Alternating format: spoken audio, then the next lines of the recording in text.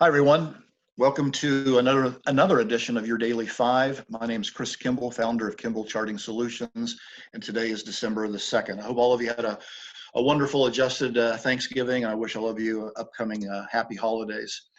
As we all know, this has been a pretty wild and crazy year, and so oftentimes I get asked the book, Chris, if there was an investment book or a book about investments, what one would you recommend? And I've been on a mission for a couple of decades that my mentor and friend, Sir John Templeton, said. He's a very religious person. He said, Chris, outside the Bible, this is the book I've learned the most from in business. And Sir John is one of the, arguably one of the best investors in American history. So I want to pass it along that if you haven't read it, I would encourage you to. You know, when you think about, we started out this year, everything was fine. And then next thing we know, by essentially March 31st, oh boy, we're headed into a depression and we got this lockdown, and now here we are back at all-time highs. And so I thought this book was kind of appropriate as we see these big emotional swings. So I encourage you to read this, or as we're in the giving season, this would be a good book, in my opinion, to give away for those, you know, in the investing world. So speaking of emotions, you know, we all see, and oftentimes we text and email, and we put a happy face or a sad face, but I wanted to kind of put a little different meaning to this. I think they call these emoticons, but I want to encourage you to look at a chart and think about this happy and sad face and think about emotipoints. In other words, emotional points of human collective behavior. So today is all about tying emotipoints with good old Uncle Fibonacci and the repeating patterns of Fibonacci throughout nature. I imagine most of you have seen and witnessed Fibonacci in nature, but if you haven't and you're bored through all this COVID, go to YouTube and check out, just put in Fibonacci in nature, and I think you'll be amazed. So today I wanted to talk about tying these emotipoints with Fibonacci and how you can use it to your advantage, and how so many of the Fibonacci is coming into play currently at these levels in so many different markets. But here's an example of how you can use Fibonacci as your friend on a long-term basis. So, you know, right here was the 2007 highs. To me, this is obviously a giddy emotipoint. And then we see the financial crisis lows. Was an angry time, a concerning time. The greatest number of investment banks in America closed since the Great Depression. But let's just do something, nothing more than tie these emotipoints together, and then what comes into play. So the first Fibonacci extension level of the 07 high and 09 low was the 161 level, and you'll notice it was just charging so much higher once it got above the 2012 high. And then once it reached this 161 level, and this is the monthly chart, everyone, you can see 1, 2, 3, 4, 5, 6, 7, 8, 9, 10, 11, 12, 13, 14, 15, 16. It took 16 months, almost a year and a half, to break above that extension level. You can see it broke above it and then used old resistance as new support here, and then it took off. 50% gain in the S&P in 1 year. So this is why I say if you can go and find these places, it's going to help you make decisions of, maybe I take a little off the table, and then where would a breakout be, and where do I maybe add more exposure or overweight things. So my question would be, is this similar Fibonacci levels on a long-term basis coming into play where the markets are today? And the answer would be yes. So one of the most popular traded, obviously, ETFs from the leading sectors over the last 18 years is tech. The popular ETF is QQQ. We applied Fibonacci to the 2000 highs and the 2002 lows after more than an 80% decline. And you can see that the 261 level, and this is a monthly chart, came into play, 4 months ago. So from a tech perspective, what has it done at this 161 level? It's just chopped around there for 4 months. And then you can see so far, last month being November, it closed at monthly all-time highs. And right now we're pushing a little bit above that. So is it the only index in the tech sector that's similar, has a similar Fibonacci level coming into play? And the answer would be no, because this is the Nasdaq Composite Index.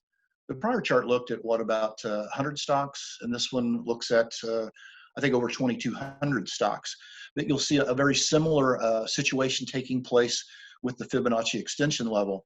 And that first chart that we looked at, once the S&P spent months at that level, then once it broke out, it was just onward and upward and to the races. So to me, it's important to know where these levels are, to be mentally prepared for congestion, and then also to be mentally prepared what might you do on an upside breakout or even a failure to not break out above a key Fibonacci level.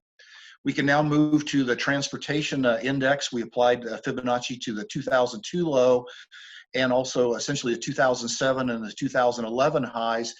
And you can see that the 261 Fibonacci level came into play 2 years ago. And then once it hit that, what we have like a 50% decline in transports, this sharp runoff off the March lows, and then looky here, folks, a breakout on a monthly basis of a prior high and a key fib level. So this is really a positive situation for transports. I do want to admit I have a dog in the fight. We've been long transports for a while, and selfishly we like this price action that's taking place. Similar is taking place in small caps. Most of you know that small caps have lagged for a period of time, but we applied Fibonacci to the 2002 low in small caps, also essentially the 2007 and 2011 high in small caps. And what's the chance, everybody, that this 261 level was hit? Just like transports in small caps in 2018, same month, same level, and then large decline, almost 50%. And then we see this rally, and then small caps did close above the 261 level. And so most of you have heard that small caps have been underperformers on a relative basis to large caps. This is a very encouraging price breakout at this time for small caps. Let's even expand it a little bit further on the NYSE index. All of us know that this index carries a couple of thousand holdings. We applied Fibonacci to the 2007 highs, the 2009 lows.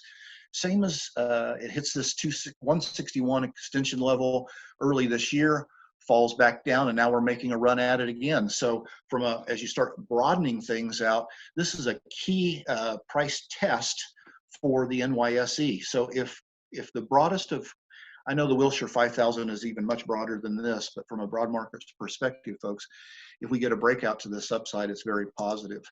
And then one that really still surprises me is this is the Dow on a quarterly basis. And so I took the 1974 quarterly low, and then to me, this is still amazing that the Dow on a quarterly basis, the 2002 and the 2009 financial crisis low, folks, what's the chance that it was just the same level?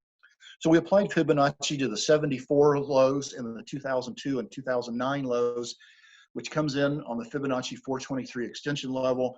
Here we are, the Dow is facing this key level at essentially a round number of Dow 30,000. So it came really close to that level, everyone, right here earlier in the year. And then we can see there's the big first quarter decline. So last quarter, the Dow didn't close above it. And so now it's making this attempt to push out above. So this is a key level. The trend is up. There's no doubt about that. And if the Dow can take out this 30,000 level, it's really a positive piece of news for the bulls. And when you think of leadership, the strongest of the strong has been the semiconductor index. So I did the same thing. I applied Fibonacci to the 2000 quarterly highs and the 2008, 2009 financial crisis quarterly lows in semiconductors. Nothing's been stronger over the last, 11 or 12 years. Semiconductors have even been stronger, obviously, than even tech itself.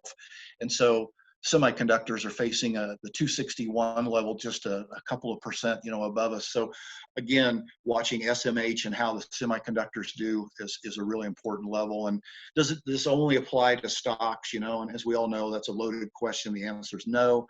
Here's TLT, one of the most popular bond ETFs, 2009 low, 2016 high.